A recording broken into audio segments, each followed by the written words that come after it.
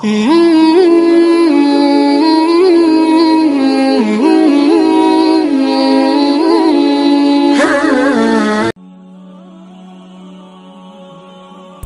আলাইকুম ওয়া রাহমাতুল্লাহি ওয়া বারাকাতুহু। প্রিয় শ্রোতাবৃন্দ, আপনাদের জন্য আজকে একটা গুরুত্বপূর্ণ ভিডিও নিয়ে আসলাম।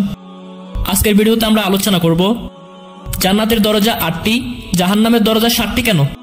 এই বিষয় নিয়ে আজকের এই ভিডিওতে সংক্ষিপ্তভাবে আলোচনা করব। প্রিয় শ্রোতাবৃন্দ, আপনারা ধৈর্য ধরে পুরো ভিডিওটা দেখার চেষ্টা করবেন ইনশাআল্লাহ। প্রিয় শ্রোতাবৃন্দ, শুরু করা যাক আজকের এই গুরুত্বপূর্ণ ভিডিও।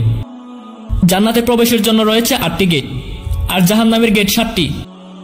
জান্নাতের চেয়ে জাহান্নামের বেশি মানুষ যাবে। আমি আবারও বলছি, জান্নাতের চেয়ে জাহান্নামে মানুষ বেশি যাবে। তবুও জাহান্নামের চেয়ে জান্নাতের গেট বেশি কেন?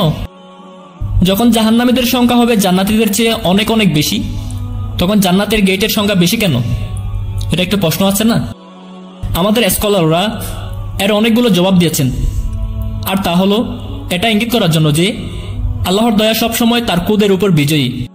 আল্লাহ আযজা ওয়া জাল্লা হলেন আর রহমান এবং আর রহিম। জান্নাতের পথে চলা সহজতর, পথের সংখ্যা বেশি এবং আপনার জন্য তা উত্তম। আরও ইঙ্গিত হলো মানুষকে আশাবাদী করে তোলা। প্রিয় শ্রোতাবৃন্দ, মানুষকে জান্নাতে প্রবেশের জন্য পরিচিত করা।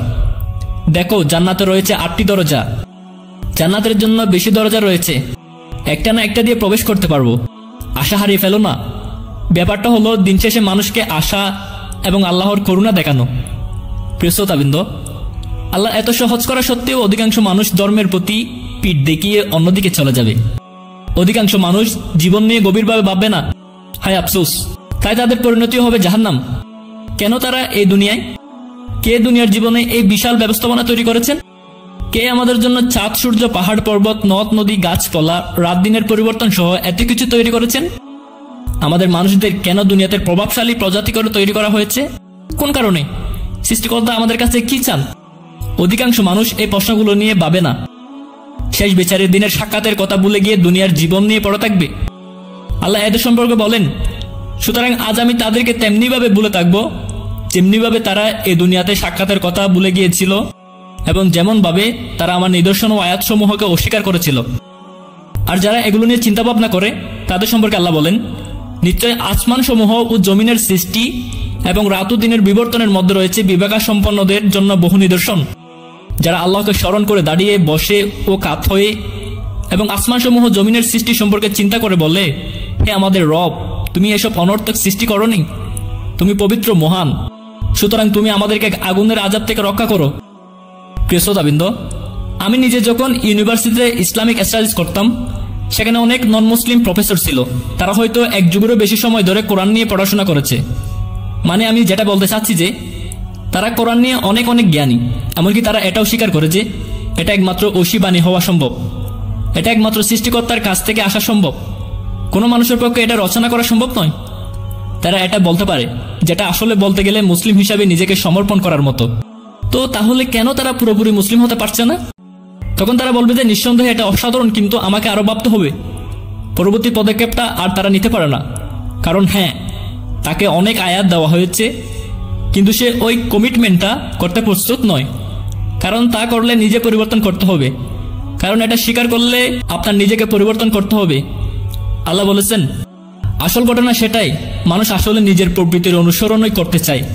আসল ঘটনা সেটাই, তাদের সামনে অনেক কিছু আসলো, তাদের মন চাইলো আর সেটা করলো, আর পরিণতি নিয়ে কোনো চিন্তাই করে না। সত্যি যে সত্যকে চিনতে পেরেছে, কিন্তু এতই অহংকারী যে সত্যকে মানতে রাজি নয়। সে তার পরিণতির জন্য শুধু নিজেকে দোষ দিতে পারে আর কাউকে নয়। তার জন্য যা কিছু সামনে আসছে সে তার সবটার যোগ্য। তাহলে প্রধানত 2 ক্যাটাগরির মানুষ আল্লাহ সুবহানাহু ওয়া তাআলাকে অস্বীকার করে। একদল হলো মানুষ হয়ে পশুর মতো জীবনযাপন করে, যারা নিজেকে কখনো জিজ্ঞেস করে না আমার জীবনের উদ্দেশ্য কি, কেন আমাকে সৃষ্টি করা হয়েছে। শুধু মুহূর্তগুলো এনজয় করার জন্য বাঁচে, একটিবারের জন্য ভাবে না আল্লাহকে, সৃষ্টিকর্তাকে, তিনি কি চান, মৃত্যুর পরে কি হবে, এগুলো নিয়ে ভাবে না। ভালো, ওয়েল, তারা সমগ্র একটি জীবন উদাসীনতায় কাটিয়ে দিল। আর এটা এক ধরনের অহংকার। দুনিয়াতে আমার অবস্থানের কারণ কি, এটা নিয়ে কোনো চিন্তা না করা এবং শুধু মুহূর্তগুলো উপভোগ করার জন্য বাঁচা, এক ধরনের অহংকার। আর তাদের চূড়ান্ত পরিণতির জন্য তারা শুধু নিজেদেরই দোষ দিতে পারে। আর দ্বিতীয় দল, যারা সত্যকে চিনতে পারা সত্ত্বেও আত্মসমর্পণ করতে প্রস্তুত নয়। প্রিয় শ্রোতাবৃন্দ, আজকের এই সংক্ষিপ্ত ভিডিও এই পর্যন্ত। পরবর্তী কোনো গুরুত্বপূর্ণ ভিডিওতে দেখা হবে ইনশাল্লাহ। আপনারা যারা চ্যানেলটি সাবস্ক্রাইব করেন নাই, চ্যানেলটি সাবস্ক্রাইব করে দিবেন। আসসালামু আলাইকুম ওয়া রাহমাতুল্লাহি ওয়া বারাকাতুহু।